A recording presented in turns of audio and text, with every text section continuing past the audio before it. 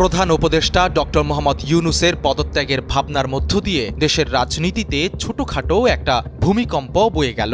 অবশ্য সেই কম্পন মিলিয়ে যেতেও সময় লাগেনি।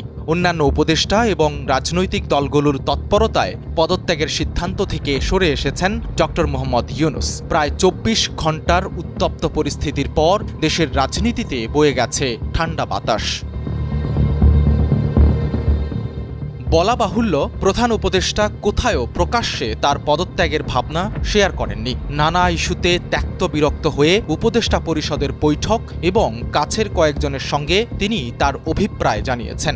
এরপরেই বিদ্যুৎ গতিতে বিষয়টা বাইরে চলে আসে।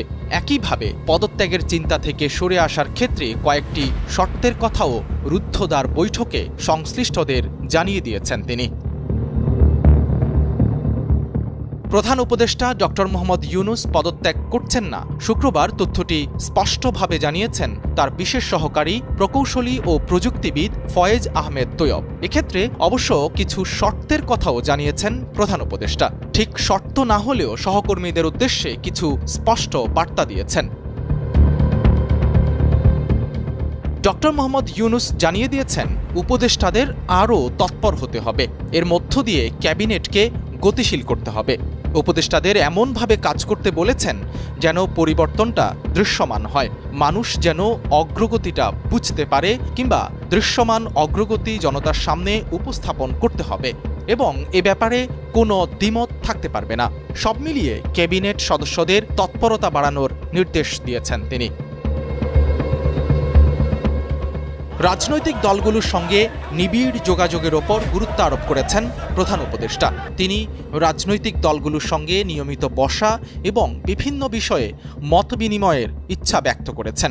ডক্টর মোহাম্মদ ইউনূস মনে করছেন, পলিটিক্যাল পার্টিগুলোর সঙ্গে সরকারের কোনো ধরনের বিচ্ছিন্নতা কাম্য নয়। পাশাপাশি পার্টিগুলো আন্দোলনের নামে জনভোগান্তি কমাতে দায়িত্বশীল আচরণ করবে। প্রধান উপদেষ্টার তৃতীয় শর্তটি তাৎপর্যপূর্ণ। তিনি মনে করেন, সেনাবাহিনীকে রাজনীতিতে নাক গলানো বন্ধ করতে হবে। ডিসেম্বরের মধ্যে নির্বাচনের বক্তব্যে ডক্টর ইউনূস কিছুটা বিরক্ত হয়েছেন, যা বলাই বাহুল্য। তবে সেনাবাহিনীকে তাদের প্রাপ্য সম্মান বুঝিয়ে দিতে হবে। সেনাবাহিনী প্রশ্নে হুট করে কিছু করা যাবে না বা হঠকারী কিছু করা যাবে না। জুলাই অভ্যুত্থানের পর আইনশৃঙ্খলা রক্ষায় সেনাবাহিনীর প্রশংসাও করেছেন ডক্টর মোহাম্মদ ইউনূস। দেশের সকল রাজনৈতিক দল ও পক্ষকে সহনশীল আচরণ করার অনুরোধ করেছেন প্রধান উপদেষ্টা ডক্টর মোহাম্মদ ইউনূস।